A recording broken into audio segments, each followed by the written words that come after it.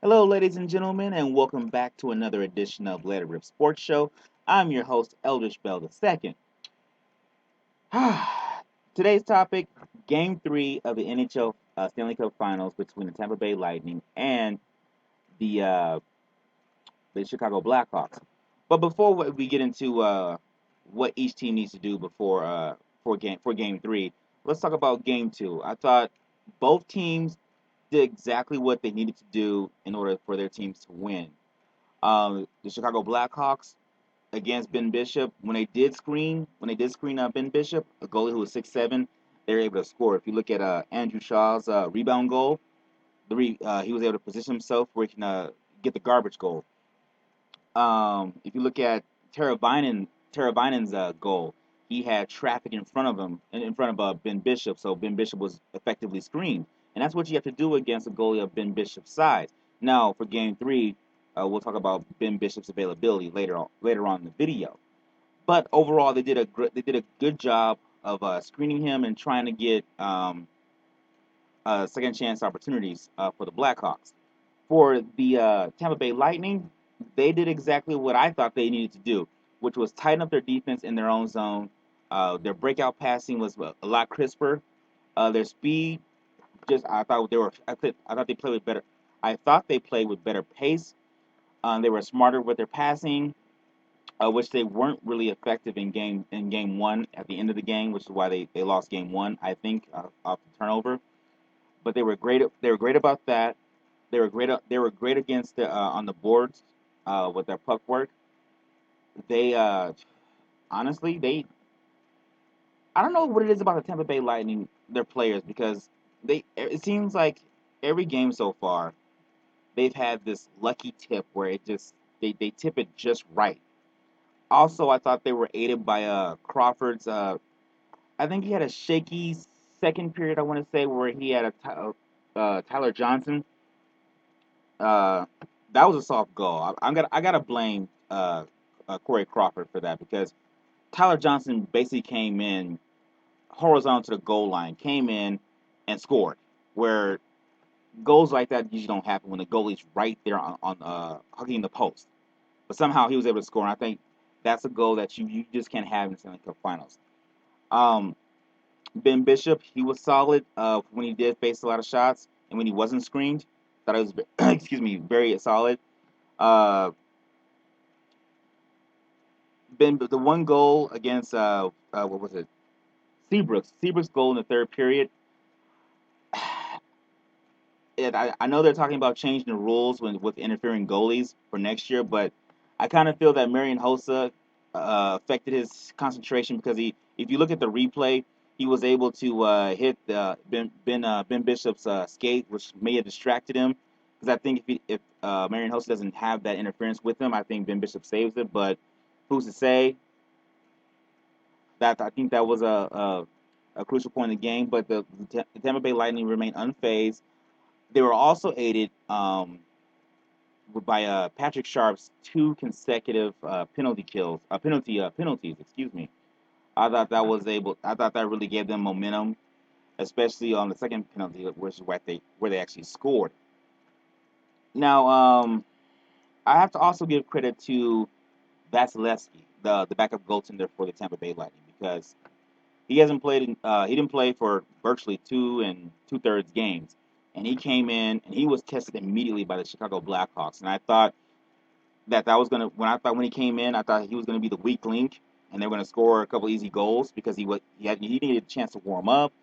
He didn't do anything basically. He's just been sitting for basically 2.5 games, but he came in and he went to work.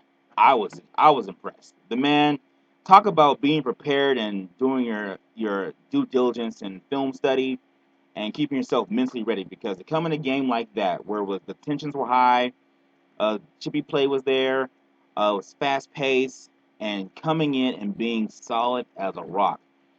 Vasilevsky, kudos to you, good sir. Kudos to you because you came up big. Granted, it was at the end of the game, but hey, games are won at the end of the game. So kudos to you. I don't know going into game three what Ben Bishop's availability is. They've been kind of coy, if you will, with who's going to start.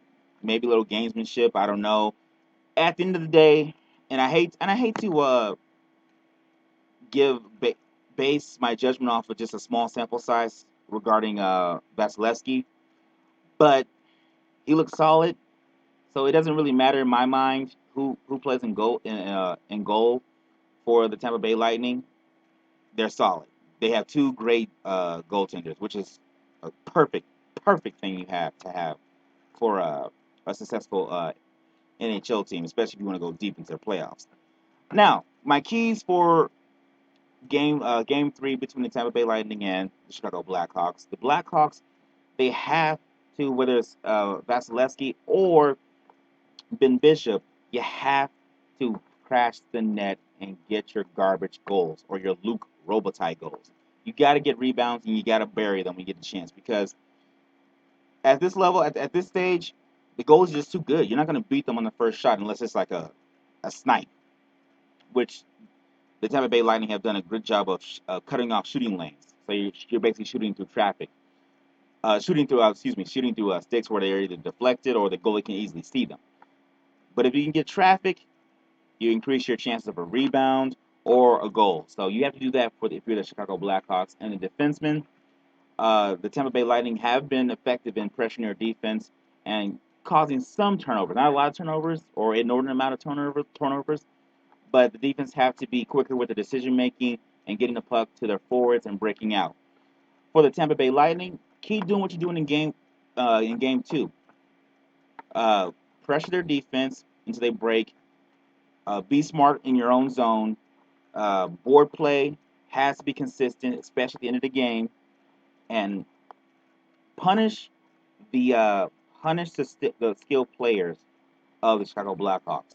Patrick Kane, Taves, Tara Vinen now, who's a rookie who's been showing up great in the playoffs. Patrick Sharp, keep pressuring them and keep doing a good job of defending them, because I think they've done a great job, especially on Patrick Kane. If you look at how they defended him, is that they don't give him opportunities to make one move and get to make a pass or shoot. They've done a good job of not so much double teaming him, because you can't really do that in hockey, but they've done a good job of if he gets by one defender, there's always another guy who's able to either get in a passing lane or obscure his shot where it's not really a dangerous shot. So if you keep doing that against their star players, they will win game three. Now, who do I think will win game three? I'm gonna go on a. I'm gonna go on a momentum judgment. I'm gonna say the Tampa Bay Lightning win game three. I feel that the Chicago Blackhawks will bounce back in game four, but for game three, I feel that Tampa Bay Lightning will win this game. The score, I don't know. In terms of score, this series has been so unpredictable. I really can't give you a score, but I'm going to go on a limb. Don't hold me to it, please. I'm going to say 4-2. 4-2. Tampa Bay Lightning win game three and take a 2-1 advantage in the series.